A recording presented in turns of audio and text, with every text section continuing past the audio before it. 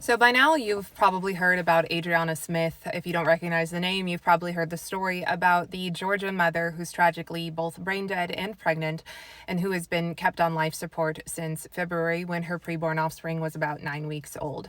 And as is frequently the case when you hear these viral stories about, oh, this tragic thing happened and it's all because Roe v. Wade fell, as is frequently the case, you are being lied to, you are being emotionally manipulated. And pro abortion activists and legacy media, who are oftentimes one and the same operative, they are using women's real life tragedy, their real life horror stories that have nothing to do with the fall of Roe, in order to push their own pro abortion agenda. And by all accounts, it seems like, once again, that is what is happening here. So pro-life activists, pro-abortion activists, and legacy media are claiming that this woman is being kept on life support against her family's wishes because of Georgia's anti-abortion law. Well, a few things on that. Number one, Georgia's anti-abortion law doesn't mention removing life support. It doesn't even mention anything that in any realm could be interpreted as referring to the removal of life support. Georgia's anti-abortion law defines abortion as the administering, the prescribing, the using of any substance, instrument, or device for the purpose of ending a pregnancy. Ending life support, turning off life support, is not an abortion. It's not done for the purpose of ending a pregnancy. It's not prescribing anything. It's not administering anything. It's not using anything. It is turning off life support. It's not an abortion. In fact, anytime you see abortion defined, it's always going to refer to the removal or the expulsion of a fetus, because that is what always occurs in an abortion. It doesn't matter if it's a surgical abortion or a chemical abortion. We're talking about the removal or the expulsion of the fetus. That's not what's happening here. And here's AP News reporting on a couple of lawyers and bioethicists who are saying the same thing, that really there's not a world in which you interpret ending life support as an abortion. But you know what does directly address ending life support, and in fact directly addresses ending life support for a pregnant mother? It's another Georgia law that went into effect in 2007, well before Roe ever fell, and in fact had bipartisan support.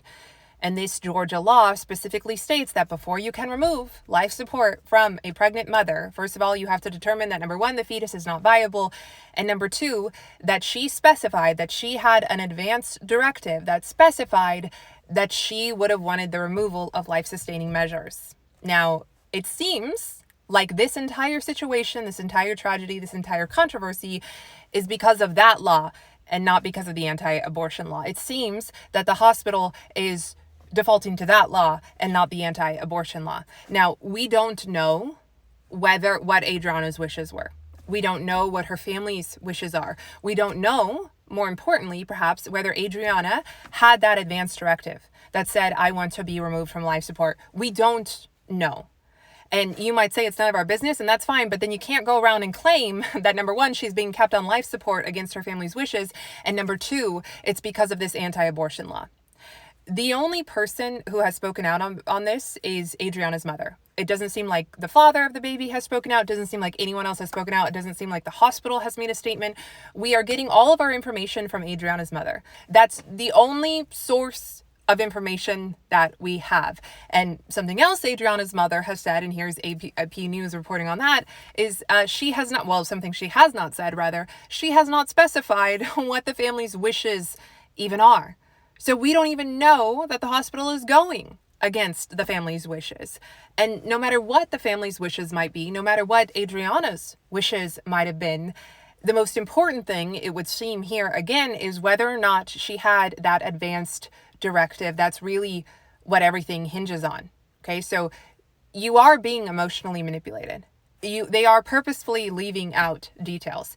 They are purposefully twisting the story to suit their own narrative. And I think that is absolutely disgusting, because this is someone's real life. And despite what they might think about pro-life activists, it does matter to me that this woman has suffered, that her family has suffered, and it's a horrible situation. And to politicize it baselessly is completely awful. Second thing I will say is, last thing I will say rather, and it's more of an opinion commentary that I'll close out on, is, so often, really all the time, pro-abortion activists, their reasoning behind why women need to maintain access to abortion is that a pregnancy impacts women so heavily. It changes her whole life. It can ruin her whole life. It impacts her financially, emotionally, physically, in terms of mental health. And so she must maintain access to what they would call that choice. She must maintain access to planned parenthood. She must be able to plan her own maternity, her own pregnancy, her own parenthood, right? But even in this instance, this tragic instance where this mother is not being impacted by the pregnancy, okay? She's not being harmed by the pregnancy. It's not changing her life because this mother is no longer with us and she's not coming back, tragically. Even in this instance where she is not being harmed by the pregnancy, these people are still rabid to end the life of this preborn child. These people are still outraged that this preborn child's life would possibly be prioritized even in an instance where the mother is no longer with us. So her life can't be prioritized because she's no longer with us. They're still rabid to have this child not be prioritized at all.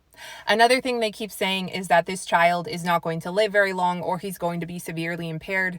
But actually, it's not a common occurrence, but it does happen that mothers are both pregnant and brain dead. And what they've found is that about 77% of the time, the babies are alive. And about 85% of those times, the babies go on to be healthy. Okay, so it's more common than you might think that actually there are positive outcomes to this awful, awful situation. Now, I will say, just to be fair, that typically when we have living, healthy babies, the mother was further along in the pregnancy before she fell brain dead. Adriana was at 9 weeks gestation. So that might impact this baby's chance at life. That might impact this baby's health. That is true. But he's still a human being. He is this woman's son. He is Adriana's mother's grandson. And he deserves that chance at life. He deserves that opportunity at life. He deserves that opportunity at health. He is alive.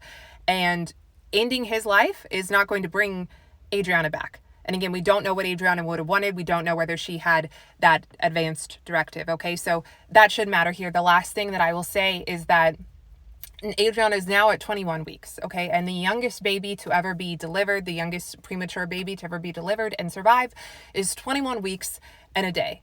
So it's likely very soon here, no matter what you think about this situation, no matter whether you think it should have gone on since February or not, it's likely soon here that doctors will interfere and deliver this baby, okay? And so the baby is reaching the point of viability.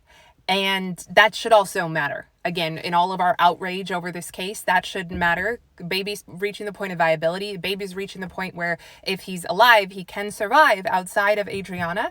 And again, that should matter here. So you don't have all the facts. You don't know what Adriana wanted. You don't know whether she had the advance directive. And you do not know for certain that this is due to the anti-abortion law, which again does not mention anything to do with removing life support. It is far more likely to do with the law that actually mentions removing life support from a pregnant woman. And again, that went into place in 2007 and Democrats supported it. So now you know.